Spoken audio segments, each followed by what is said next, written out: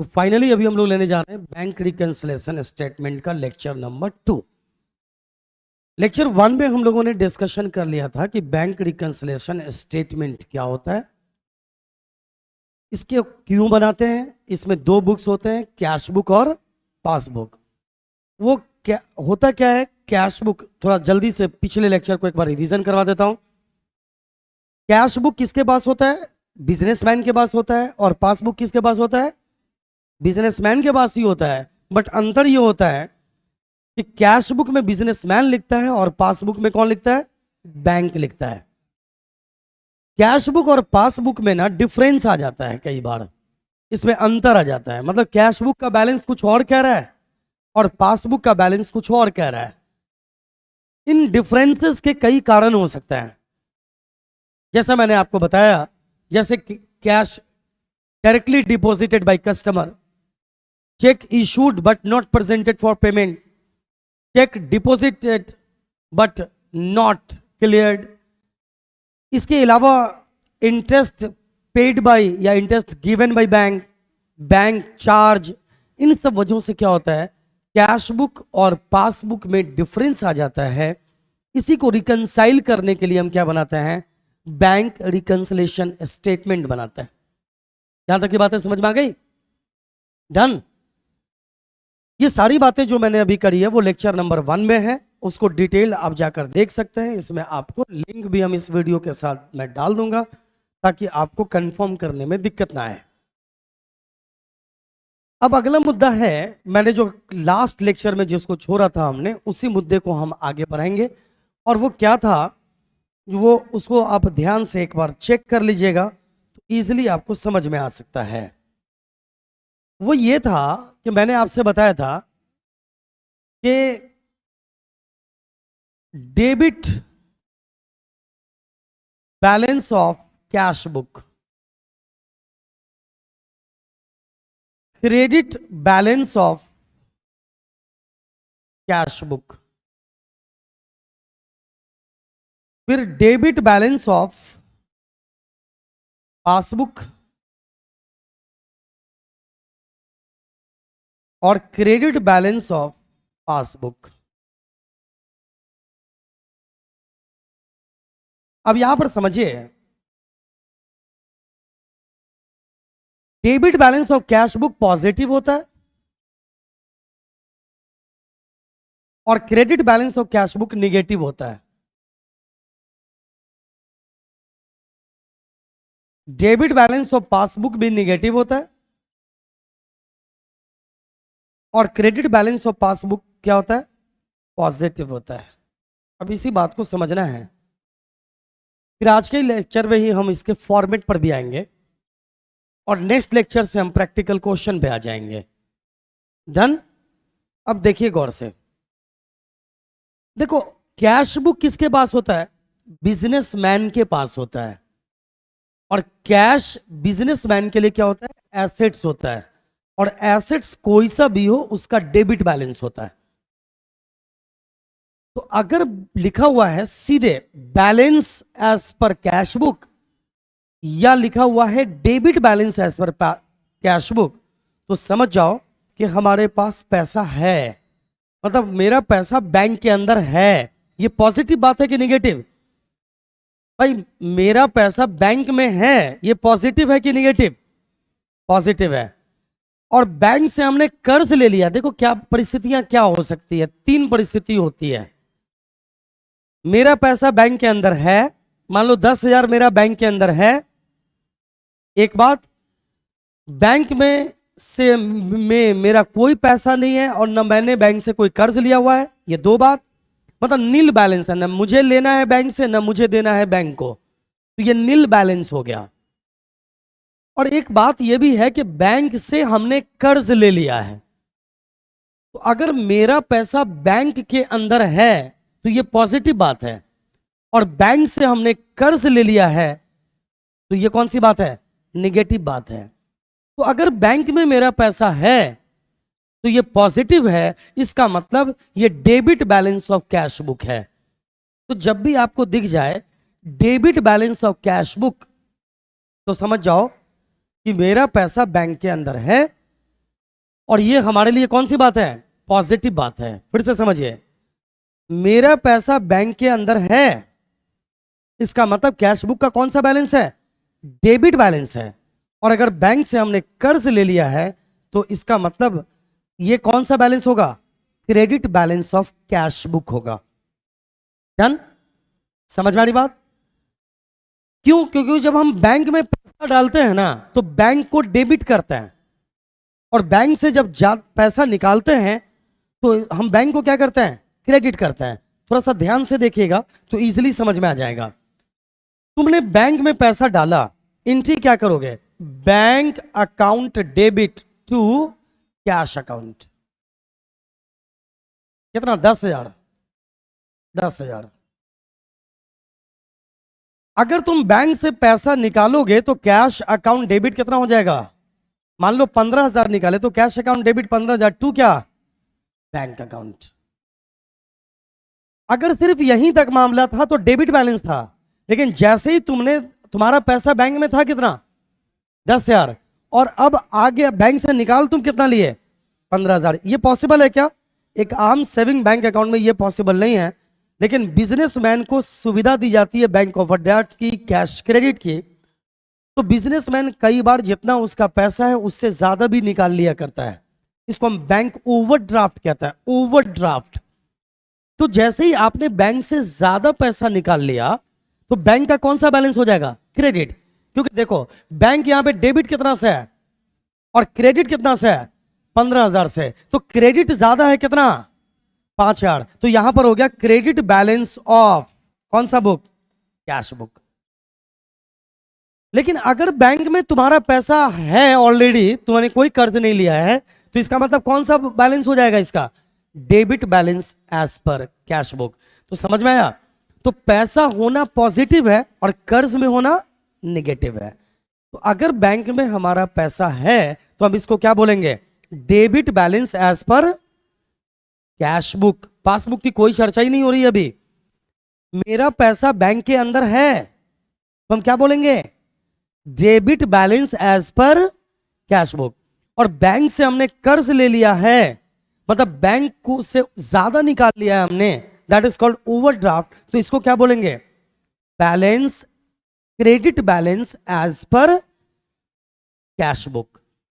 फिर मैं बार बार बोल रहा हूं, पासबुक की चर्चा ही नहीं कर रहा हूं मैं अभी, सिर्फ कैश बुक पे रही है अभी। नहीं तो ये देखो, मेरा मानना है जब मैं स्टूडेंट था ना तो मुझे ये बात बहुत परेशान करता था, तो मैं इसको डीपली समझाने की कोशिश कर रहा हूं ताकि आपको परेशानी हो ही ना। हम अभी सिर्फ कैश बुक की बात कर रहे हैं, तो सिर्फ कैश बुक बोलना है, पासबुक की कोई बात ही नहीं कर रहा हूं मैं। बात मैं किसकी कर रहा हूं अभी? कैश बुक की बात कर रहा हूं। तो सिर्फ कैश बुक समझो। कैश बुक कौन बनाता है? बिजनेसमैन बनाता है। अगर क्वेश्चन कह रहा है debit balance as per cash book, क्या बोला क्वेश्चन? क्वेश्चन बोल रहा है debit balance as per cash book. DR मतलब डेबिट, बीएल मतलब balance, as per cash book. तो तुम क्या समझोगे?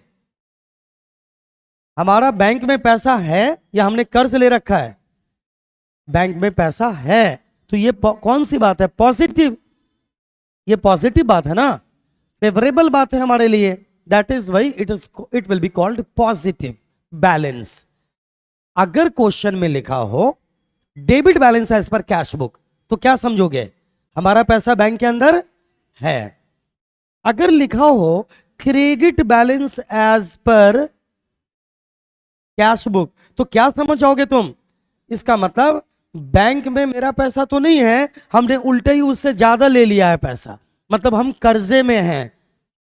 इसका मतलब ये पॉजिटिव बैलेंस है कि नेगेटिव? तो कैश बुक का कौन सा बैलेंस पॉजिटिव होता है? डेबिट। और कैश बुक का कौन सा बैलेंस नेगेटिव होता है? क्रेडिट। डन? और जस्ट इसका उल्टा होता है पासबुक के केस में। पासबुक के केस में जस्ट इसका उल्टा होता है, याद रखो। मतलब उल्टा होता है मतलब क्या? अगर debit balance as per cash book की जगह पे पासबुक में लिख दूं इसको मिटाकर, तो ये क्या हो जाएगा, पॉजिटिव की निगेटिव, ये हो जाएगा निगेटिव। और अगर मैं यहां पर credit balance as per cash book ना लिखकर पासबुक लिख दूं तो क्या हो जाएगा, ये पॉजिटिव हो जाएगा। मेरे ख्याल से समझ गए आप। उसका रीजन क्या है, उल्टा हो जाने का रीजन क्या है, क्योंकि कैश बुक में हम लिखते हैं ना, और पासबुक में कौन लिख रहा है, बैंक लिख रहा है। अब अगर तुम बैंक से पैसा निकालोगे तो बैंक तुम्हें क्या करेगा, डेबिट, और जमा करोगे तो बैंक क्या करेगा, तुम्हें क्रेडिट। अब मेरी बात ध्यान से सुनो, तुमने बैंक में पैसा डाला तो बैंक के हिसाब से सोचो, बैंक तुम्हें क्या, तुम्हारे लिए क्या लिखेगा। मान लो तुम्हारा नाम है आर्यन, तो बैंक क्या बोलेगा मालूम है, cash account debit to Aryan account, तुम्हें क्रेडिट करेगा बैंक। तो तुम्हारे पासबुक में जब भी क्रेडिट लिखा हुआ है तो समझ जाओ कि बैंक में तुम्हारा पैसा है, और पासबुक में अगर बैलेंस के सामने डेबिट लिखा हुआ है इसका मतलब तुमने बैंक से ज्यादा पैसा निकाल लिया है, ओवरड्राफ्ट हो गया है। डन। तो अब मेरे सवाल का जवाब देना थोड़ा आराम से, कोई बात नहीं, मैं इसको फिर फोकस करूंगा। क्या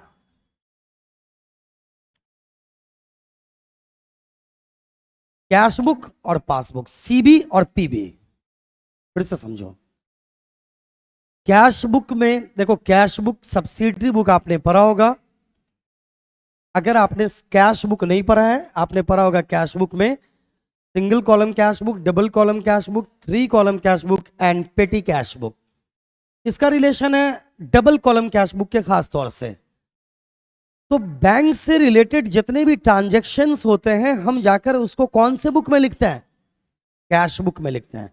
अगर बिजनेसमैन होने के नाते आप सोचेंगे तो हमारे बैंक से रिलेटेड जितने भी ट्रांजैक्शंस हैं उन सभी ट्रांजैक्शंस को आप कहां लिखोगे, कौन से बुक में, बिजनेसमैन कैश बुक में लिखेगा। बैंक मतलब all transactions related to bank will be recorded in the cash book. There are 7 different cash book, you know very well. कौन कौन से कैश बुक्स हैं, सॉरी कितने सब्सिडरी बुक्स हैं, there are 7 different subsidiary books and primary book या principal book will be said as cash book. Yeah, it can be said cash book will be treated primary book और principal book।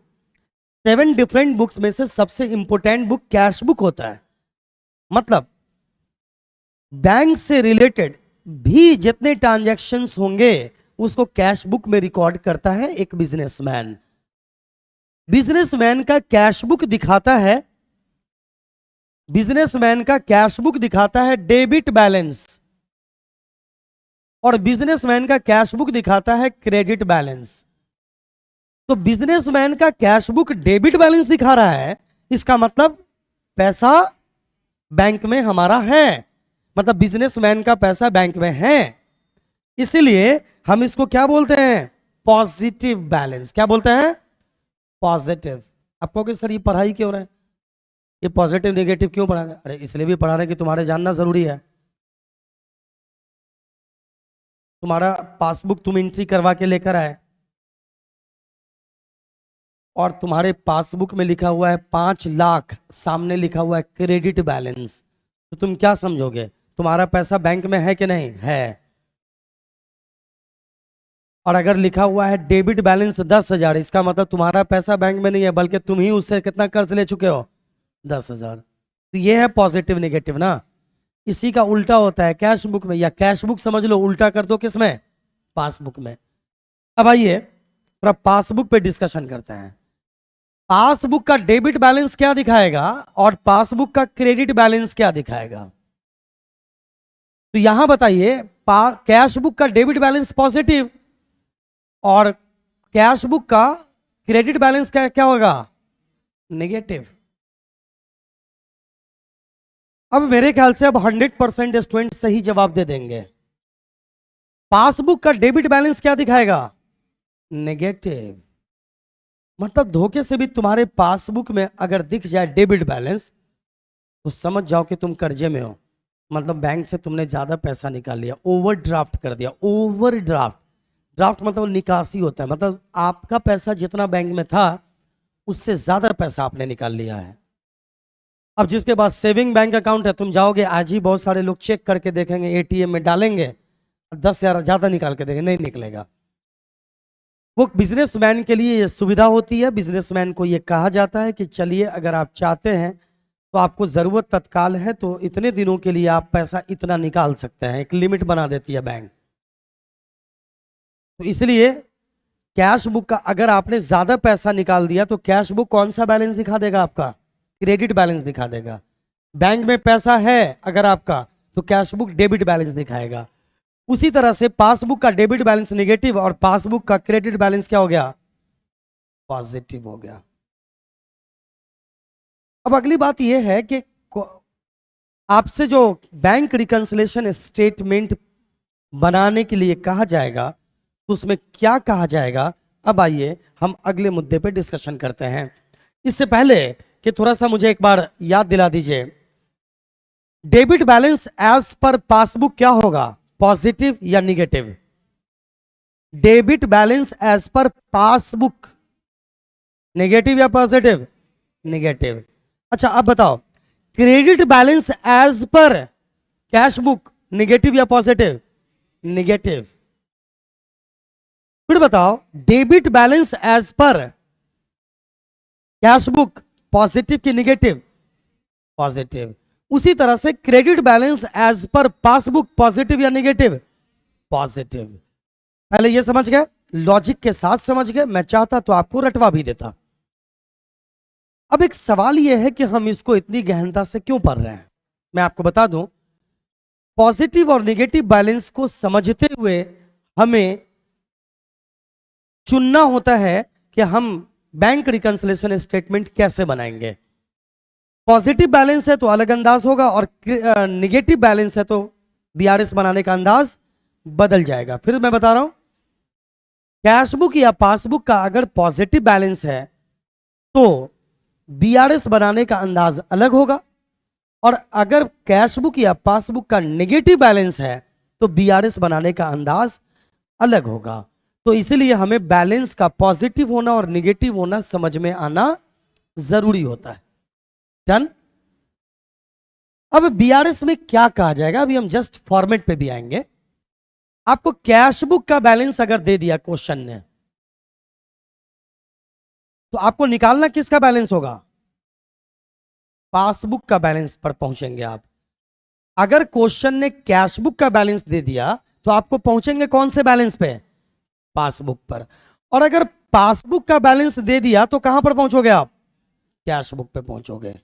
तो जिसका balance दे दिया उसको head बनाओ, heading बनाओगे, और उसी को ऐड, कुछ आइटम को ऐड लेस करते हुए कौन से बैलेंस पे पहुंचोगे? पासबुक पे। ठीक है ना। अगर पासबुक का बैलेंस दे दिया है तो तुम्हें कौन से बैलेंस पे पहुंचना है? कैश बुक के बैलेंस पे पहुंचना है। ठीक है ना।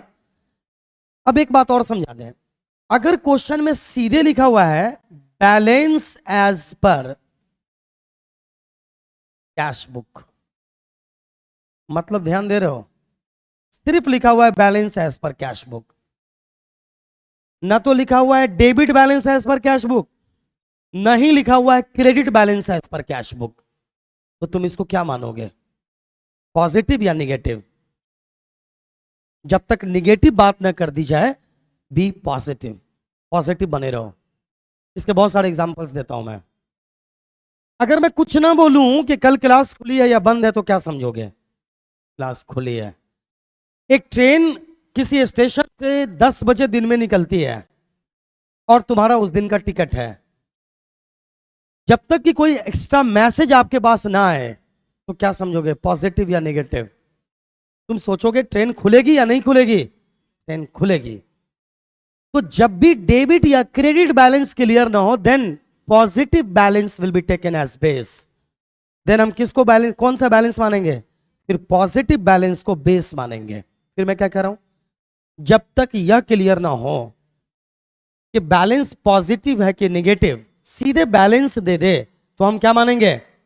Positive balance. पॉजिटिव बैलेंस मतलब कौन सा बैलेंस? कैश बुक का पॉजिटिव बैलेंस मतलब कौन सा बैलेंस? Debit balance. ये भी याद रखेंगे। एम आई राइट? तो कहने का सेंस ये आया कि अगर बैलेंस दिया है कैश बुक का तो पहुंचेंगे किसके बैलेंस पर? पासबुक के बैलेंस पर। और अगर बैलेंस दिया है पासबुक का तो पहुंचेंगे किसके बैलेंस पर? कैश बुक के बैलेंस पर। यहां तक बात समझ में आ रही है? कोई दिक्कत है किसी को? नहीं। अब आइए नेक्स्ट मुद्दे पर थोड़ा सा पहुंचते हैं। बहुत इजी फॉर्मेट में आपको दे रहा हूं, किसका? बैंक रिकंसिलिएशन स्टेटमेंट का।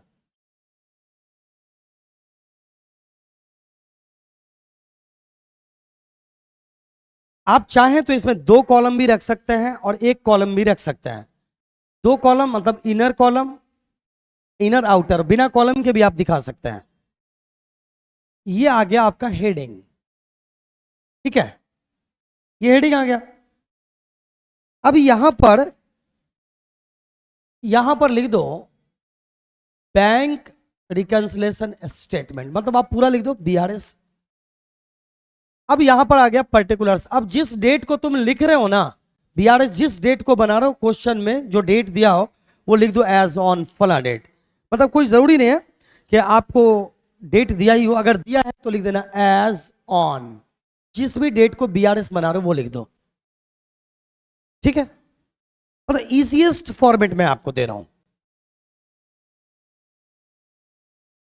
आसान है। अब अगर मान लो कैश बुक का बैलेंस दे रखा है तो यहां पे लिखेंगे balance as per cash book. अगर कुछ नहीं है तो ये कौन सा बैलेंस है कैश बुक का? कौन सा बैलेंस? पॉजिटिव। पॉजिटिव मतलब डेबिट, वेरी गुड। अगर कोई बैलेंस क्लियर नहीं है तो इसका मतलब हम क्या है लिख रहे हैं? डेबिट बैलेंस, मतलब positive balance as per cash book लिख रहे हैं। अब करना कुछ नहीं है, उस अमाउंट को यहां पे लाके लिख दीजिए। अब कुछ चीजें हैं जिसको ऐड कीजिए और कुछ चीजें हैं क्या उसको लेस कीजिए। ऐड वगैरह करके अमाउंट को आप जैसे 1 2 3 4 जितने भी आइटम्स हैं, मान लो 3 आइटम्स हैं, इसको आप इनर कॉलम में ऐसे लिखिए और इसको आप बैलेंस को उठाकर यहां ले आइए। फिर कुछ आइटम लेस करने के लिए मिलेगा। अब वो आइटम कौन कौन से हैं अभी डिस्कशन करेंगे कि किस आइटम को कौन सी परिस्थिति में ऐड करेंगे और कौन सी परिस्थिति में लेस करेंगे। इसको यहां पर लेकर आ जाइए और फिर इसको जोड़कर आप इसका बैलेंस यहां उठाकर लाइए। अब इसमें इसको जोड़ा आपने और इसको आपने घटाया, और जो फाइनल जोड़ने घटाने के बाद बचता है इसके सामने जाकर लिख दीजिएगा क्या? बैलेंस एज पर कौन सा बुक? बोलो बोलो, पासबुक। यही फॉर्मेट है बीआरएस का। पहले बीआरएस का फॉर्मेट मैं आपको बता देता हूं, फिर अगले लेक्चर में हम इसी फॉर्मेट को यूज करते हुए प्रैक्टिकल क्वेश्चन पे पूरी तरह से आ जाएंगे। और 100% जिसका लेक्चर नंबर 1 और 2 कंफर्म होगा वो किसी भी परिस्थिति में उसको बीआरएस समझ में ना आए ऐसा संभव ही नहीं है। बट इसके लिए शर्त क्या है? लेक्चर नंबर 1 और 2 को कंफर्म कर लीजिए, फिर आपको मजा आएगा इस चैप्टर को पढ़ने में। फिर बहुत ही मजेदार, ये गेम की तरह एक चैप्टर होता है। आपको महसूस होगा कि गेम खेल रहे हैं हम लोग। दुनिया के किसी भी गेम से सबसे ज्यादा, उससे ज्यादा मजा आएगा इस बैंक रिकंसिलिएशन स्टेटमेंट चैप्टर में। लेकिन जिस स्टूडेंट का ये चैप्टर के कंसेप्ट क्लियर नहीं होता है ना, वो तुक्का मारकर आंसर तो बना लेते हैं, लेकिन वो ग्रेजुएशन करने के बाद भी उनको समझ में नहीं आता है कि ये बीआरएस क्यों होता है और कैसे बनाते हैं। तो लॉजिकली कंफर्म करके जब मूव करेंगे तो चीजें समझ में आएगी आपको। तो मैंने क्या कहा, इसमें करना कुछ नहीं होता है। जिसका बैलेंस दे रखा है उसको हेड बना दो, हेडिंग लिख दो उसका, इसमें कुछ आइटम को ऐड करो, कुछ आइटम को लेस करो, है ना। अब आइटम लेस और ऐड किस परिस्थिति में कब करेंगे? जिस आइटम को इसको बेस मानकर तुम ऐड कर रहे हो ना, अगर ये बेस वहां चला जाएगा तो जो ऐड किया वो क्या होना शुरू हो जाएगा? लेस होना स्टार्ट हो जाएगा। खैर वो हम प्रैक्टिकल क्वेश्चन में डिस्कशन करेंगे। अब मान लो तुम्हारे क्वेश्चन में पासबुक का बैलेंस दिया हुआ है, क्रेडिट बैलेंस। अगर लिखा हुआ है क्रेडिट बैलेंस एज पर, मैं इसी को चेंज कर रहा हूं, यहां पे लिखा हुआ है पासबुक, तो हो क्या जाएगा मालूम है? Credit balance as per passbook है यहां पर, अगर तो जो यहां पर निकल कर आएगा बैलेंस क्या हो जाएगा? Balance as per. तो अगर credit balance as per passbook है तो यहां पर निकल कर क्या आएगा, debit balance as per cash book, क्योंकि ये दोनों क्या है, पॉजिटिव है। अब देखो, अगर यहां पे क्रेडिट की जगह पे debit balance as per passbook होगा तो यहां पर क्या निकल कर आएगा, credit balance as per cash book, क्योंकि ये दोनों क्या है, ये दोनों क्या है, निगेटिव है, और ये दोनों क्या है, पॉजिटिव है। मेरे ख्याल से समझ में आ गया होगा, एनी प्रॉब्लम? तो अभी तक के लेक्चर का थोड़ा सा, लेक्चर नंबर 1 लेक्चर नंबर 2 दोनों को कंसोलिडेट कर देता हूं मैं एक बार, थोड़ा सा ध्यान से समझिएगा। बैंक रिकंसिलिएशन स्टेटमेंट बनाने की आवश्यकता क्यों होती है? बिजनेसमैन कैश बुक बनाता है अपने बैंकिंग ट्रांजैक्शंस के लिए, सारे ट्रांजैक्शंस को कैश बुक में रिकॉर्ड करता है, और उसी ट्रांजैक्शन को बैंक के द्वारा पासबुक में रिकॉर्ड किया जाता है। किसी खास डेट पर जब हम, खास तौर से साल के अंतिम दिन यानी 31 मार्च या 31 दिसंबर मान लो, जब हम दोनों के बैलेंस को देखते हैं तो कैश बुक का बैलेंस कुछ और दिखाता है कई बार। अच्छा, ये ऑलवेज ऐसा हो ये जरूरी नहीं होता, लेकिन ऐसा नॉर्मली आ जाता है कि हमारा कैश बुक कुछ और बैलेंस दिखा रहा है। मान लो हमारा कैश बुक दिखा रहा है 10,15,000 खाते में है, और हमारा पासबुक कह रहा है कि आपके खाते में 10,22,000 है या 10,13,000 है, मतलब ज्यादा या कम दिखा रहा है। तो अब हमें जरूरत है उस कारण का पता लगाना, उन कॉजेस को ढूंढना जिसकी वजह से ये डिफरेंस आ रहा है। आप पहले ये मान लोगे क्या कि कोई ना कोई गलती हुई होगी? नहीं, बी पॉजिटिव, गलती नहीं, ये परिस्थितियों की वजह से ऐसा होता है। कारण क्या हो सकता है? पासबुक का बैलेंस घट कब सकता है? मान लीजिए बैंक ने कोई चार्ज काटा, आपने कैश बुक में नहीं लिखा, पासबुक का बैलेंस घट जाएगा। बैंक ने आपको इंटरेस्ट दिया, आपने पास अपने कैश बुक में नहीं, बैंक ने इंटरेस्ट दिया तो पासबुक में तो लिख दिया ना भाई, बैंक जो भी एक्टिविटी करेगी वो तो पासबुक में लिखेगी, आपको पता नहीं चला, आपने कैश बुक में नहीं लिखा, तो आपके कैश बुक का बैलेंस घट जाएगा, पासबुक का बैलेंस बढ़ जाएगा। यही बढ़ने और घटने को मिलाने के लिए हम बैंक रिकंसिलिएशन स्टेटमेंट बनाते हैं। इसको जानने के लिए अगला स्टेप ये जानना जरूरी है आपको कि कैश बुक का डेबिट बैलेंस पॉजिटिव होता है और पासबुक का क्रेडिट बैलेंस पॉजिटिव होता है। फिर उसी तरह से कैश बुक का क्रेडिट बैलेंस नेगेटिव होता है और पासबुक का डेबिट बैलेंस नेगेटिव होता है। फिर अगला स्टेप हमें जरूरत पड़ती है फॉर्मेट को समझने की। तो फॉर्मेट को समझने के लिए हम जस्ट एक सिंपल सा ये फॉर्मेट बनाते हैं। यहां पर अमाउंट लिख सकते हैं, ऊपर हेडिंग लिख दीजिए bank reconciliation statement as on फलाना डेट। मान लीजिए आप 31 मार्च को बना रहे हैं तो लिख दीजिए 31 मार्च 2023। मान लीजिए 31 मार्च 2023 को बना रहे हैं तो आपने इसको लिख दिया। जिसका बैलेंस क्वेश्चन में ऑलरेडी दिया हुआ है उसके बैलेंस को ऊपर लिखिए, उसमें कुछ आइटम को ऐड करते हैं, कुछ आइटम को लेस करते हैं, रिजल्ट आ जाता है डेबिट बैलेंस एज पर। अगर इसका यहां पर पासबुक है तो यहां पे कैश बुक आएगा, वहां कैश बुक है तो यहां पर पासबुक आएगा। अब आपके दिमाग में सबसे ज्यादा उत्सुकता यह बन रही होगी कि आखिर कौन कौन से आइटम को ऐड करते हैं और कौन से आइटम को लेस करते हैं, है ना? इसके लिए आपको थर्ड लेक्चर का इंतजार करना होगा। थर्ड लेक्चर में आपको यही सारी चीजें बताई दी जाएगी। मतलब तीसरे लेक्चर में हम डायरेक्ट एक प्रैक्टिकल क्वेश्चन लेंगे और कंसेप्ट के साथ फिर इस पे बात करेंगे। आज के लिए इतना काफी है। Best of luck.